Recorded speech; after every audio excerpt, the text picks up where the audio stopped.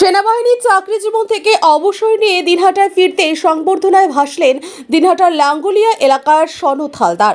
শুক্রবার সন্ধ্যায় দিনহাটায় ফিরতে শহরের সংহতি ময়দানে তাকে ঘিরে সংবর্ধনায় ভাসলেন তার পরিবারের লোকেরা, পাশাপাশি বন্ধু বান্ধবরা। জানা গেছে, দীর্ঘ 17 বছর ধরে দেশের সেবায় নিয়োজিত ছিলেন সনদ। কখনো কাশ্মীর, আবার কখনো রাজস্থানে। এভাবেই দেশের বিভিন্ন প্রান্তে নাগরিকদের সুরক্ষা প্রদান করে দেশকে রক্ষা করছেন তিনি। আর সেই সেনা জওয়ান বাড়ি ফিরতেই তাকে ঘিরে সংবর্ধনা পর্ব ও ফটো সেশন পর্ব চলল। এদিন শহরের সংহতি ময়দানে ওই জওয়ানের বাড়ির এলাকার বন্ধু বান্ধবরা, পাশাপাশি তার পরিবারের লোকেরা সেখানে উপস্থিত থেকে তাকে পুষ্পস্তবক দিয়ে স্বাগত জানান। এমনকি অভিনব কায়দায় তাকে বাড়িতে নিয়ে যাওয়া হলো। এদিন হুড খোলা টোটোয় চাপিয়ে তার বন্ধুরা তাকে বাড়িতে নিয়ে গেলেন। এদিন সংবাদ মাধ্যমের মুখোমুখি হয়ে সনদ হালদার বলেন, বাড়ি ফিরতে পেরে বেশ ভালোই লাগছে। এতদিন দেশের সেবায় নিজেকে নিয়োজিত করে রেখেছিলাম। এদিকে ছেলেকে দীর্ঘদিন বাদে কাছে পেয়ে খুশি তার মা। চাকরি জীবন থেকে অবসর নিয়ে দিনহাটায় ফিরলেন, তারপরে যেভাবে সংবর্ধনা আসলেন, কি বলবেন, কেমন লাগছে? খুবই ভালো লাগছে। এক তো প্রথম তো দেশের সেবা করে এতদিন থেকে আসলাম, ওটার একটা তো দুঃখ থাকেই।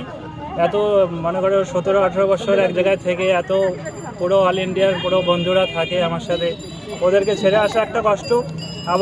আবার বাড়িতে আসলাম, তার একটা আলাদা আনন্দ। আর এই যে আমার ছোটোবেলার বন্ধু বান্ধব সবাই এসছে, আমার খুব ভালো লাগছে। মানে এই জন্য খুবই ভালো লাগছে, খুব আনন্দিত আমি যে ওরা আমাকে রিসিভ করতে এসছে, ঠিক আছে।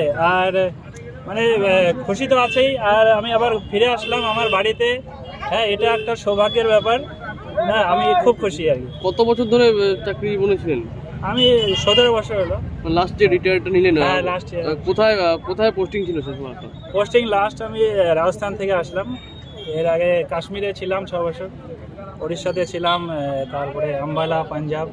মানে চাকরি জীবনে কোনো বিশেষ মুহূর্ত যদি শেয়ার করেন? হ্যাঁ, বিশেষ মুহূর্ত মানে কাশ্মীরেতে অনেক ধরনেরই ঘটনা ঘটে।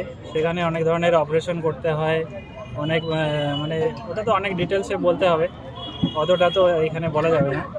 আজকে পরিবারের লোকেরাও এসছে, বন্ধু বান্ধবরা, তাদের যে অভ্যর্থনা কেমন লাগছে, কি বলবেন? খুব ভালো লাগছে, খুব ভালো লাগছে। আমি তো ভাবতে পারিনি যে ওরা এত সুন্দরভাবে আমাকে রিসিভ করবে। আমি খুবই খুশি। আর মানে আমার এই সব ছোটবেলার বন্ধু বান্ধব, আমার গ্রামের অনেক লোকজন এসছে, আমি খুব খুশি। আপনার নাম? আমার নাম সনদ হালদার।